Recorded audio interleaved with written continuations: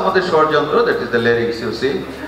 Frequency in case of male 100 to 150 Hz প্রতি সেকেন্ডে আমার যে ভাইব্রেশন হচ্ছে মেলে 100 থেকে 150 আর ফিমেলে হচ্ছে 200 to 300 vibration.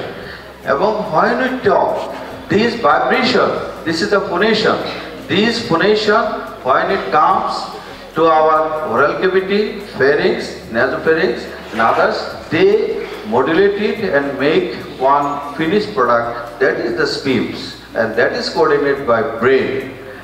So you can see what a magic you have in your voice box, but you don't know what is this.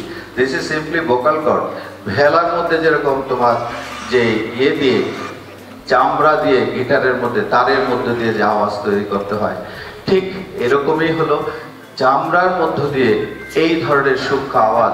এবং আপনারা জানেন এই ভোকাল কর্ড যখন নাকি আমরা কথা বলি যে কাম অ্যাডাকশন মিডলেটে চলে আসে, আমাদের যে ভেলোর যে ফাপড় আপনারা জানেন হাফড় কামাররা যেটা টানে, সেইটা হলো আমাদের লাংস। সেই লাংস থেকে বাতাস আসে, বাতাস এসে নিচে চাপ দিলে হারমোনিয়াম রিডের মতো এটা উঠানামা করে, কাট কাট করে বাতাসের পাপকে তারা ছাড়ে ফ্রিকোয়েন্সি অনুযায়ী, সেই অনুযায়ী তারা আসে, তখনই আলটিমেটলি সেই গান বলেন কথা বলেন সব কিছু তৈরি হয়। তো সেটা বলবো যে কি বিস্ময়কর এক অবদান, কি নিয়ামত। সেই সূরা আর রহমানের কথা আমাকে বলতে হয় যে হে মানব জাতি এবং জিন, তোমরা তোমার প্রভুর কোন নিয়ামতকে তুমি অস্বীকার করো। সুতরাং আমরা যে দেখছি, আমরা যে কথা বলছি, আমরা যে চলছি খাচ্ছি, প্রত্যেকটা সিস্টেমের মধ্যে এত অদ্ভুত সিস্টেম করা আছে, সেটা আল্লাহর নিয়ামত। সেই নিয়ামত নিয়ে আমরা আছি, সুতরাং আমরা আল্লাহর কাছে কৃতজ্ঞ। অ্যালেনকে যখন বলা হলো অ্যালেন গিলার যে তুমি শুনতে পাও না, তুমি দেখতে পাও না, তোমার কি কোনো অভিযোগ নাই ঈশ্বরের কাছে? বলছে আমি কি অভিযোগ করব, আমাকে যে নিয়ামত উনি দিয়েছেন সেগুলি তো আমি কৃতজ্ঞতা শেষ করে আমি শেষ করতে পারি না, আমি কিসের অভিযোগ করব? তো সুতরাং this is voice box. Voice বক্সে কি প্রবলেম হয়? যখন ভয়েস বক্সে ক্যান্সার হয় তখন মানুষের আওয়াজ নষ্ট হয়ে যায়, খেতে পারে না, অনেক সময় কষ্ট হয়, তাদের শ্বাস নিতে কষ্ট হয়। আমরা যখন রেজিস্ট্যান্ট ছিলাম 92 বা তার পরবর্তী স্যার যখন ছিলেন রেজিস্ট্যান্ট প্রফেসর ছিলাম, কার্সিনোমা লেরিক্স নিয়ে যারা আসতেন তারা যখন বলতেন, আমরা যখন বলতাম আর তোমার লেরিক্স অপারেশন করা হবে টোটাল লেরিঞ্জেক্টমি, বলতো স্যার কথা বলতে পারবো? বলছে না, চলে যেত এবং বিনা চিকিৎসায় তারা মারা যেতেন। এখন আমরা কি বলি? Yes you can talk after total laryngectomy. আমরা ভয়েস বক্স বসিয়ে দিচ্ছি। 10 সালে আমি রংপুরে প্রাণকুমার স্যার গিয়েছিলেন একটু বড় প্রোগ্রামে, সেই ডেমনস্ট্রেশন প্রোগ্রামে আমরা এই সার্জারিটা করেছিলাম, স্পিকিং ভালভ লাগিয়ে দিয়েছিলাম। This is another patient. আমার মা এবং আমি সিদ্ধান্ত নেই যে আমি অপারেশন করব। অপারেশন করার পর আপনার কোনো সমস্যা হচ্ছে? সমস্যা হচ্ছে না, একবারে 15 দিনের দিনে কিছু মৃত্যু হয়েছি, পরে 21 দিনের দিনও একবার আমি সব কাজকাম করা পাইছি। আমার খুব ভালো লাগছে। আনিফ স্যারে যেমন একটা উপহার আনছে, এতে আমি খুব আনন্দ হয়েছি। She is Joinab Begum. She has also carcinoma larynx and she gave chemotherapy, failed and ultimately we operated. এখনো কিন্তু আমি এটা ওনার অপারেশনটা করেছিলাম, এটা 22 সাল 10 বছর আগে, 12 সালে আমি সার্জারিটা করি। এবং উনি একা এখন কাজ করতে পারেন ওনার বাড়িতে, ছেলে মেয়েরা বাইরে থাকেন এবং মাঝে মধ্যে আমার সাথে ভিডিও কনফারেন্সে ওনার কথা হয় যদি কেমন আছেন।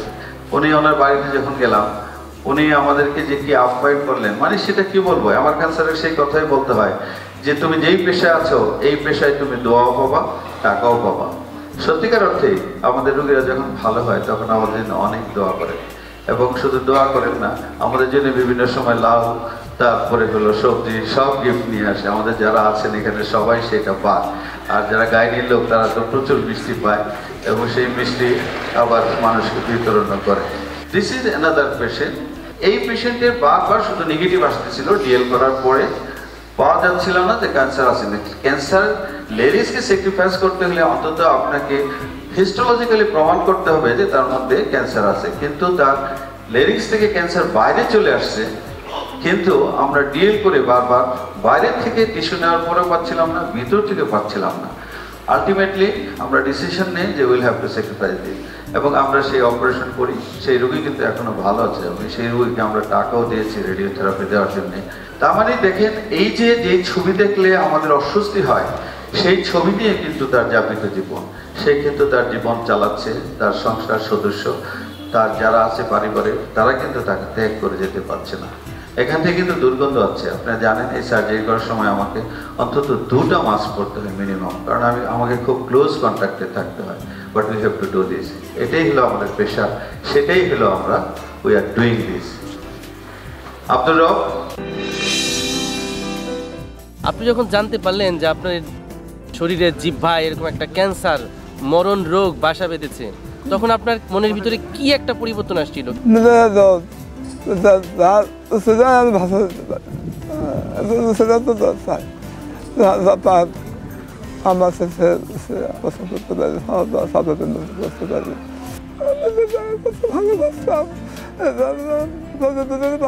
হানিফ স্যারের অক্লান্ত পরিশ্রমে এবং ওই হাসপাতালের সকল ডাক্তারদের পরিশ্রমের ফলে আল্লাহ পাকের ইচ্ছায় আমার আব্বুর সফল অস্ত্রোপচার হয় এবং ওনার জিহ্বাটা সম্পূর্ণ কেটে ফেলা হয় এবং ওনার বুকের থেকে মাংস নিয়ে কৃত্রিম একটা জিহ্বা তৈরি করে দেওয়া হয় এবং সেটা দিয়ে আমার আব্বু এখন কথাও বলতে পারছেন এবং খাওয়া দাওয়াও করতে পারছেন।